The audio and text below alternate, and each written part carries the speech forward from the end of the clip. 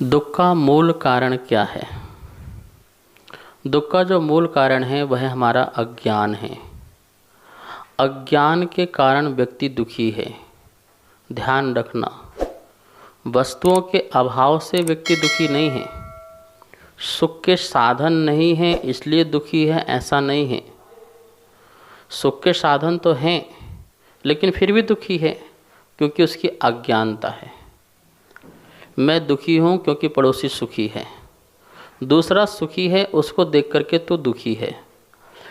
दूसरों का सुख तुझसे देखा नहीं जाता है इसलिए तो दुखी है।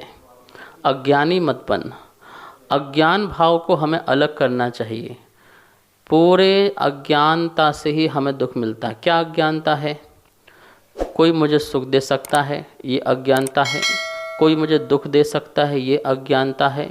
मैं किसी का कुछ कर सकता हूँ, ये अज्ञानता है। मेरा कोई कुछ कर सकता है, ये अज्ञानता है।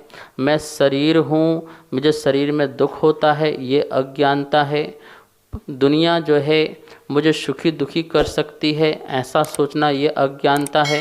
मैं किसी को भोग सकता हूँ या किसी को भोगा सकता हूँ, इस प्रकार का जो भाव है ये अज्ञानता है। विषयों में जो सुख बुद्धि है वो अज्ञानता है। ये सब अज्ञानता है।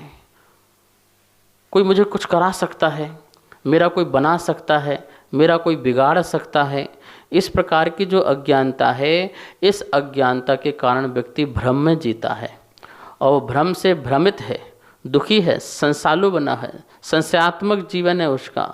तो दुख का मूल कारण भगवान महावीर स्वामी कहते हैं अज्ञान।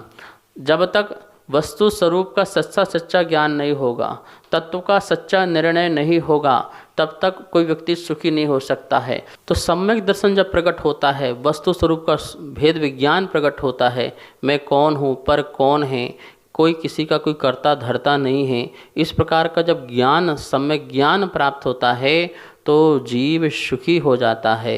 ध्यान रखना, कितना भी कमा लेना, धन कमा लो, पैसा कमा लो, पद कमा लो, प्रतिष्ठा कमा लो, प्रशंसा कमा लो, प्रसिद्धि कमा लो, सब कमा लो, लेकिन यदि तुम्हें सम्यक ज्ञान नहीं है, सच्चा ज्ञान नहीं है, तो ये सब प्राप्त होने के बाद भी तुम दुखी बने रहोगे।